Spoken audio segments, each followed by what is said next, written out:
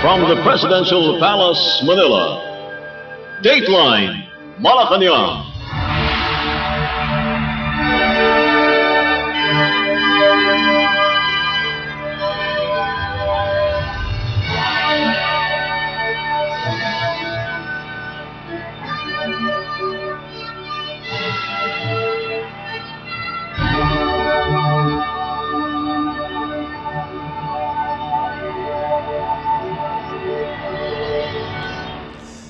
Good day.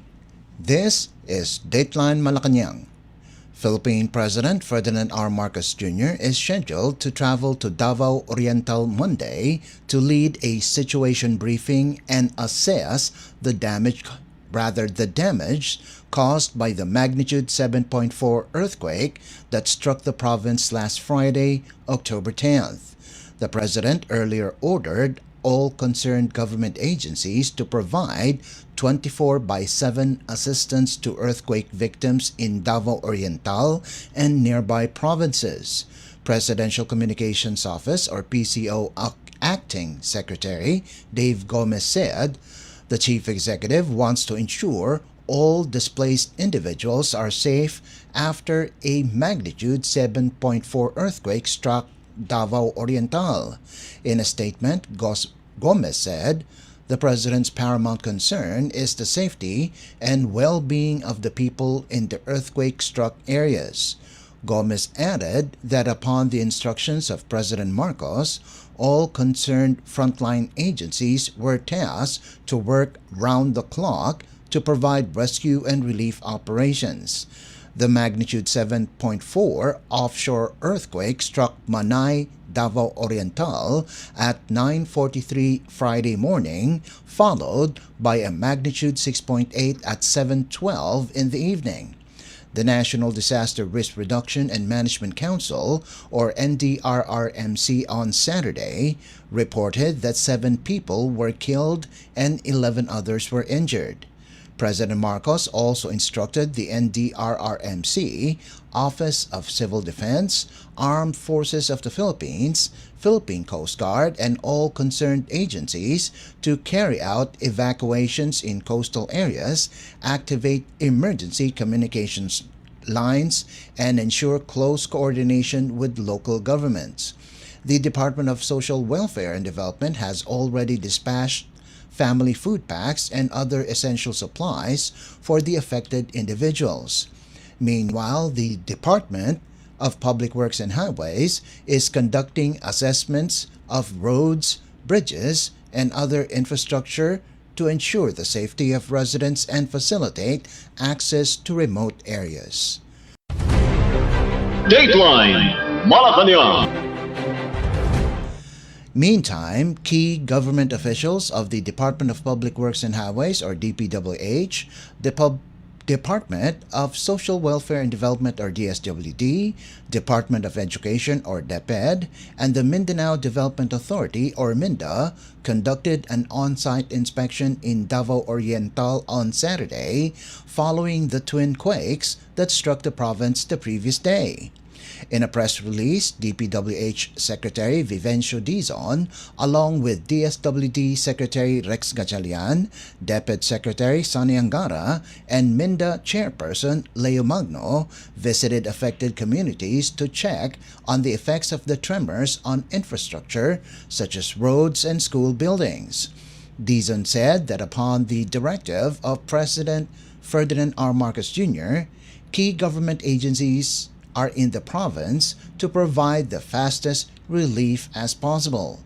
Based on the initial assessment of DPWH, all national roads in the Davao region remain passable, although one local road sustained damage due to landslides triggered by the tremors.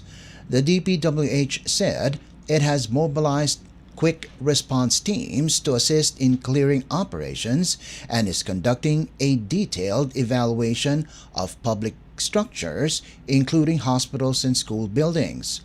It will also devote all its resources to assist in the immediate construction of medical tents and evacuation sites. Dizon said the government's priority is to ensure that affected residents receive immediate assistance and that essential infrastructure remains functional as directed by the President. The team also coordinated with local authorities to identify areas needing urgent repair or temporary shelter support. Dateline Malacañang. Meanwhile, Department of Social Welfare and Development or DSWD Secretary Rex Gatchalian on Saturday assured that the national government will provide everything that the province of Davao Oriental needs to help residents recover from the twin earthquakes that struck the province. Gatchalian also assured Davao Oriental Governor Nelson Dayanghirang that the DSWD has more than enough food and non-food items or FNFIs to sustain disaster response and will continue to augment supplies as needed. As of Saturday, the DSWD has already distributed 1,552 boxes of family food packs or FFPs, 606 ready-to-eat food or RTEF boxes, and 969 NFIs amounting to more than 3.74 million pesos. Gatchalian said speed of distribution will be sustained as the DSWD Field Office Davao Region works round the clock to coordinate with concerned local government units or LGUs. The DSWD chief reiterated this during his visit to the Manay District Hospital, one of the facilities heavily damaged by the quake. Patients and staff were forced to stay in tents that were set up near the hospital. Together with other cabinet officials, Gatchalian checked on the condition of the displaced families and individuals and directed the setting up of enclosed family tents to serve as safer and more comfortable temporary shelters. The DSWD's RTEF boxes will also be sent directly to the hospital to ensure that both patients and medical frontliners have food throughout the calamity. Beyond immediate relief, Gatchalian said, financial assistance will be extended to the injured to cover medical bills and provide burial aid to families who lost their loved ones. Gatchalian said once the response phase concludes, the DSWD will roll out cash assistance for families with partially or totally damaged homes. The DSWD's swift relief delivery to Davao Oriental alongside other national agencies reflects the whole of government approach under the directive of President Ferdinand R. Marcos Jr. to ensure that every family affected by the disaster receives timely and sufficient government assistance. Dateline Malacañang. All parishes and Catholic schools in Davao Oriental were ordered to stop using their churches and buildings until authorities declare them structurally safe following the magnitude 7.4 and 6.8 earthquakes that struck October 10th. In a circular issued Saturday, Bishop Abel Apigo of Mati said, "Safety is the top priority." The directive covers all Catholic schools in the diocese, while administrators were instructed to ensure that classrooms and other facilities are properly inspected before resuming classes and activities. Apigo, however, authorized parish priests and administrators to decide where to celebrate masses in a dignified manner. Apigo urged the faithful to hang on to their faith in God and to be constant and firm as they recover from the devastation. On Saturday, cabinet officials were briefed on the extent of damage caused by the doublet earthquake. Mindanao Development Authority Secretary Leo Magno, Education Secretary Sonny Angara, Public Works Secretary Vince Dizon and Social Welfare Secretary Rex Gatchalian met with members of disaster response agencies and provincial government officials led by Governor Nelson Dayangkirang and Mayor Joel Almario at Subangan Tourism Complex in Mati. The discussions focus on the areas most affected by the quake, including infrastructure, education facilities, and community settlements. Dateline Malacañang. The United States government has pre-positioned 137,000 food packs and shelter kits for the victims of the doublet earthquake that struck Davao Oriental last Friday. U.S. Embassy to the Philippines Mary Kay Clarkson announced the humanitarian aid on Saturday through an X post, tagging it with hashtag EDCA in action, referring to the Enhanced Defense Cooperation Agreement between the two countries. Carlson said the U.S. has provided 137,000 family food packs and 500 emergency shelter kits as they coordinate with the Department of Social Welfare and Development, or DSWD, to assess additional needs in Davao Oriental. Messages of solidarity and support for the families affected by the tremors continue to pour in from foreign missions and ambassadors based in the Philippines, including Japan, Australia, China, and the European Union. In a post on X, Japanese Ambassador Endo Kazuya conveyed hopes for the speedy recovery of communities in the region. He said Japan stands with the Philippines people with hope, strength, and solidarity. In a separate statement, the Japanese Embassy in Manila on Saturday announced that it will provide emergency relief to the victims of the recent earthquake that devastated northern Cebu. The donation includes tents, blankets, plastic sheets, sleeping pads, portable jerry cans, and portable water purifiers. Dateline Malacañang. In a recent development, another powerful aftershock struck Bogo City in Cebu Province at 1:06 early Monday morning with a magnitude of 5.8. In a social media post, the Philippine Institute of Volcanology and Seismology, or PHIVOLCS, reported that this quake is one of the aftershocks from the magnitude 6.9 tremor that hit the province on September 30th. Intensity 5 was felt in the city of Bogo, Daanbantayan, Medellin, San Remigio, Tabogon, and Tabuelan, all in Cebu, Villaba in Leyte Province, and the city of Escalante in Negros Occidental Province. Intensity 4 was experienced in the city of Cebu, city of Lapu-Lapu, city of Mandaue, city of Danao, city of Talisay, city of Toledo, Asturias, Balamban, Bantayan, Carmen, Catmon, Compostela, Consolacion, Liloan, Pinamungahan, Sogod, and Taburan, all in Cebu Province, city of Iloilo, city of Rojas, and Pontevedra in Capiz, and Ormoc City, Albuera, Capoocan, Calubian, Isabel, Cananga, Leyte, Merida, Palumpon, and San Isidro, all in Leyte Province. Meanwhile, Villaba in Leyte recorded an instrumental intensity of 5, while the city of Cebu, city of Danao, city of Talisay, Argao, Asturias, all in Cebu Province experienced the same. Hinunangan in southern Leyte, and the city of Ormoc, Abuyog, Hilongos, Isabel, and Leyte in Leyte Province also registered an instrumental intensity of 4.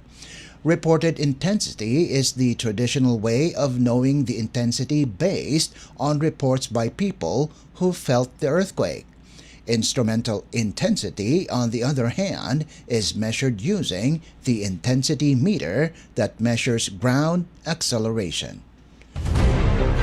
Dateline Malacañang. The Department of Education, National Capital Region, or DepEd NCR, has ordered the suspension of face-to-face or F2F classes in all public schools across Metro Manila from Monday, October 13th to Tuesday, October 14th. In an advisory released Sunday, DepEd NCR cited the rising number of influenza-like illnesses among students and school personnel, as well as the recent series of earthquakes that struck different parts of the country as reasons for the two-day suspension. The F2F suspension aims to prioritize the health, safety, and structural security of schools while allowing continued learning through alternative delivery modalities such as online or modular instruction in line with DepEd Order No. 54 Series of 2012. Schools are instructed to use the two-day class suspension to conduct cleaning and disinfection of classrooms and common areas, perform structural and safety inspections, and prepare for earthquake drills and other emergency protocols. DepEd NCR Director Jocelyn Andaya reminded schools to strengthen health and safety practices and to coordinate with division engineers and local government units for inspection and mitigation activities, as stated in DepEd Memorandum OUOPS 2025-06294. Private schools were likewise encouraged to observe similar measures for the safety of their learners and staff. The public is advised to take precautionary measures such as frequent washing of hands with soap and water, avoid touching their eyes, nose, and mouth, and get an annual flu vaccine to reduce the burden and prevent hospitalizations. Dateline Malacañang. In other news, Philippine President Ferdinand R. Marcos Jr.'s Pasig Bigyang Buhay Muli or PBBM project has been named one of the recipients of the 2025 Asian Townscape Award by the United Nations. In a letter to the Interagency Council for the Pasig River Urban Development or IACPRUD, the UN Habitat Regional Office for Asia and the Pacific confirmed the award following deliberations held in Japan on January 17th. The award will be formally conferred on November 27th in Hong Kong, the Department of Human Settlements and Urban Development or DSUD said on Saturday. In a statement, the DSUD said the project was designed to transform the Pasig River and its banks into recreational, cultural, and commercial hubs.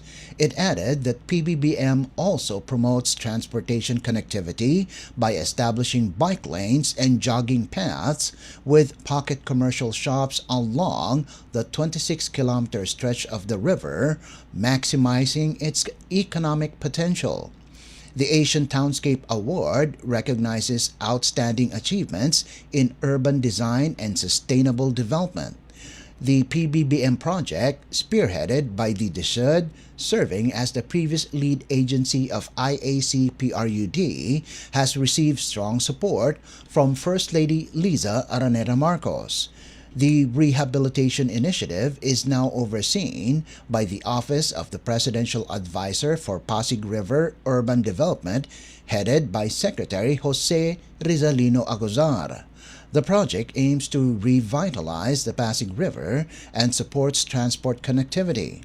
To date, more than 2 kilometers of developed riverfront from the back of the historic Manila Central Post Office to Fort Santiago in Intramuros have been opened to the public.